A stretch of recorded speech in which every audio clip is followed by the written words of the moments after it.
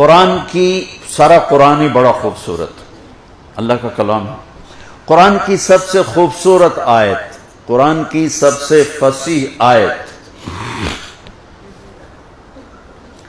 سبع معلقہ. نام سنے سبع معلقہ؟ کوئی سر نہیں ہلا. عرب میں شعر و شاعری کے مقابلے ہوتے تھے. جس کا کلام سب سے خوبصورت ہوتا تھا بیت اللہ میں لٹکا دیا جاتا تھا. ایک دور ایسا آیا کہ 7 شعراء کا کلام ایسا تھا کہ اس میں کوئی 19-20 کا فرق نکالنا مشکل تھا، تو انہوں نے 7 شعراء کے کلام کو بیت اللہ میں لٹکایا ہوا تھا کہ جب اس سے بہتر کوئی کلام آئے گا تو اتار دیں گے. مدتیں گزر گئیں، کوئی شاعر وہاں تک نہ پہنچ سکا اور وہ لٹکے رہے سال ہا سال کہ میرے محبوب مصطفیٰ صلی اللہ علیہ وسلم کی زبان پر میرے رب کا کلام آیا. ما ينطق عن الهوى ان هو الا وحی یوحی. میرے نبی پر میرے اللہ کا کلام اترا تو اس کلام کو سن کر لوگوں نے قصیدے اتارنے شروع کیے. ایک اٹک گیا، امرؤ القیس. امرؤ القیس اس میں اشعار العرب تھا، اشعار العرب. امرؤ القیس وہ تو مر گیا تھا، اس کی بہن زندہ تھی اور اس کا قصیدہ بعض یعنی وجوہات میں باقی 6 سے اعلیٰ تھا، تو اس کو پہلے نمبر پہ رکھا ہوا تھا، پھر 2 پھر 3 پھر 4 پھر 5 پھر 6 پھر 7. تو وہ قفا، کیا ابتدائے کلام ہے. قفا نبک من ذکرى حبیب ومنزل بسقط اللواء بین الدخول فحوملی فتوضح فالمقرات لم يعف رسمها لما نسجتها من جنوب وشمعلی ترى بعر الأرآم في عرصاتها وقيعانها كأنه حب فلفل كأني غداة البين يوم تحمل لدى سمرات الحي ناقف حنظلي وقوفا بها صحبي علي مطيهم يقولون لا تهلك أسن وتجملي وإن شفائي عبرة مهراقة فهل عند رسم دارس من معولي ففاضت دموع العين مني سبابة على النحر حتى بل الدم محملي. یہ اس کی ابتدا ہے. اور کیا موسیقی ہے، ردم ہے. محسوس کیا آپ نے؟ چاہے آپ کو ترجمہ سمجھ میں نہ آیا ہو اور بعض کو آیا ہو، ردم موسیقی سمجھ میں آئی ہے. یہ پورے قصیدے میں اس کا وصف ہے، اس میں وہ سب سے اعلیٰ ہے.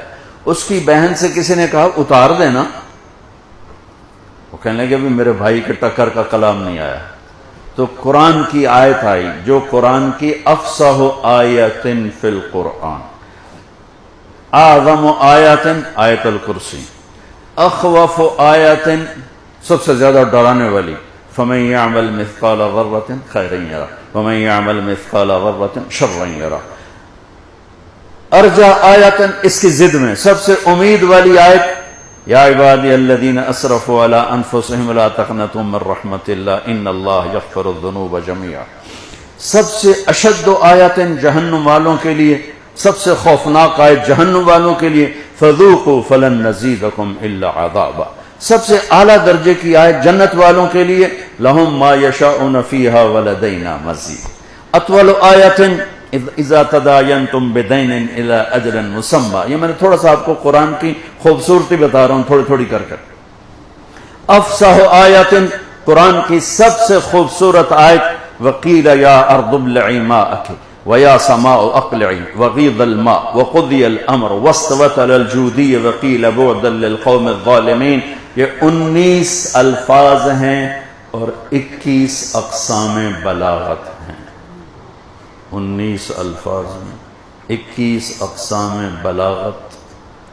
یہ انسان کے بس کی بات نہیں ہے. تو جب اس کی بہن نے سنا کہ یہ کلام ہے تو اس نے جا کے اتار دیا قصیدہ اور کہا کہ یہ وہ کلام ہے جو واقعی اللہ کا کلام ہے. ایسا کوئی انسان کہہ نہیں سکتا ہے، کسی انسان کے بس کی بات نہیں ہے کوئی ایسی بات کر سکتا. عبداللہ بن مقفع سے کہا گیا قرآن کے مقابلے میں کلام تیار کرو. وہ بہت بڑا ادیب تھا عربی کا، ایرانی ہوگا، آتش پرست. 1 سال بیٹھا رہا گھر میں، کلام تیار کر رہا ہے، کلام تیار کر رہا ہے، کلام تیار کر رہا ہے، کلام تیار کر رہا ہے. سال کے بعد کہنے لگا اب تیار ہے، اب مسلمانوں کی کتاب کے ٹکر کا میرا کلام. 1 سال گھر سے نکلا، گلی میں جا رہا ہے، کھڑکی کھلی ہوئی ہے، یہ یوں گزرا اور یوں بچی کی زبان سے نکلی یہ آیت، وہ تلاوت کر رہی تھی. وقیل یا ارض ابلعی ماءک ویا سماء اقلی وغیض الماء وقضی الامر واستوت علی الجودی وقیل بعدا للقوم الظالمین. وہ ایسے ایسے کانپنے لگا، کہنے لگا یا ویلتا یا ویلتا یا ویلتا، ہوئے میں مر گیا. وہ میرے 1 سال کی محنت کو صرف 19 الفاظ کھا گیا. واپس گیا، پھاڑ کے پھینکا اور کلمہ پڑھ کے مسلمان ہو گیا. تو قرآن کی جتنی قسمیں ہیں ان میں سب سے خوبصورت قسم، سب سے خوبصورت قسم، پہلی قسم سورہ نساء، فلا وربک لا یؤمنون حتی یحکموک فیما شجر بینہم ثم لا یجدوا فی انفسہم حرجا مما قضیت ویسلموا تسلیما. اے میرے محبوب یہ بتا دے کل کائنات کے رہنے والوں کو، انہیں بتائیے مجھے آپ کے رب کی قسم. یہ بتاؤ یہ کوئی اور ہے میرے نبی کا رب جس کی اللہ قسم اٹھا رہا؟ فلا وربک، مجھے آپ کے رب کی قسم. تو کلام سے یوں لگتا ہے کہ قسم اٹھانے والا رب کوئی اور ہے اور رب محمد کوئی اور ہے، ٹھیک ہے نا، ظاہری طور، حقیقت میں نہیں ہے. یہ جب محبت کو لامحدود درجے پر بیان کرنا ہو تو اپنے آپ کو 2 بنا دیا جاتا ہے. یہ عرب کی فصاحت اور عرب کی بلاغت کا قاعدہ ہے کہ اپنے محبوب کے لیے جو حبیب ہوتا ہے، جو عاشق ہوتا ہے، وہ 2 بن جاتا ہے. ایک کو اس کے ساتھ جوڑتا ہے اور دوسرے کو باہر کھڑا کر کے پھر اس کی قسم اٹھاتا. اپنی قسم ہوتی ہے فلا وربک.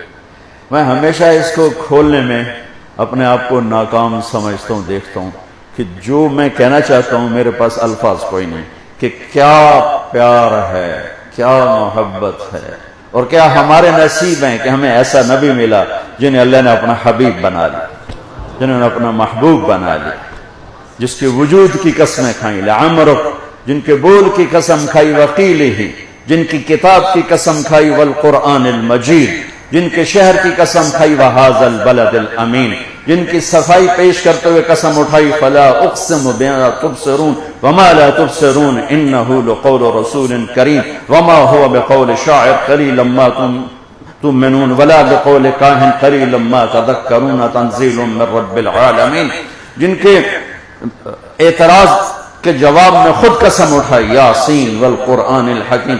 کافروں نے کہا آئنا لتارکو آلہتنا لشاعر مجنون، لشاعر مجنون. مجنون پہلے نبیوں کو کہا گیا انا لنراک فی صفاحت، تو اس کا جواب دیا نوح علیہ السلام نے خود جواب دیا یا قوم لیس بی صفاحت. ہود علیہ السلام پہ اعتراض ہوا انا لنراک فی ضلال مبین، ہود علیہ السلام نے خود جواب دیا یا قوم لیس بی ضلالۃ.